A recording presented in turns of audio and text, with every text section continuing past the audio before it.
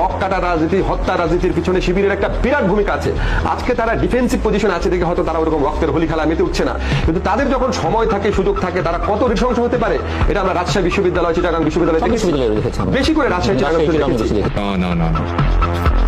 Rock কাটে ভাই, আমার দেখে কি আপনার মনে হয় রক কাটছে? ইসলামী ছাত্র শিবিরকে রক কাটা, আপনারা কি রক কাটেন? আরেকটা প্রশ্ন, আমরা যদি রক কাটতামই তাহলে দেখুন আজকে যদি রক সংগঠন হতো তাহলে সবচেয়ে বেশি রক কাটতো কে? আমি বেশি কাটতাম না? এই রক কাটা একজন ব্যক্তির সামনে আপনারা এইভাবে সাবলীলভাবে বসে আছেন, কিভাবে? অবাক করার বিষয়। আপনারা তো দৌড়ে পালাই যাওয়ার কথা। যখন আমি এখানে এসেছি মানে স্বাভাবিকভাবে হচ্ছে আপনারা ওই দিক দিয়ে সব দৌড় দেওয়ার কথা, কারণ কি যে বাংলাদেশের সেরা রক কাটা ব্যক্তি এখানে এসেছে, আপনারা না গিয়ে এখানে বসে আছেন। তো এগুলো আমাদের সম্পর্কে আসলে প্রোপাগান্ডা।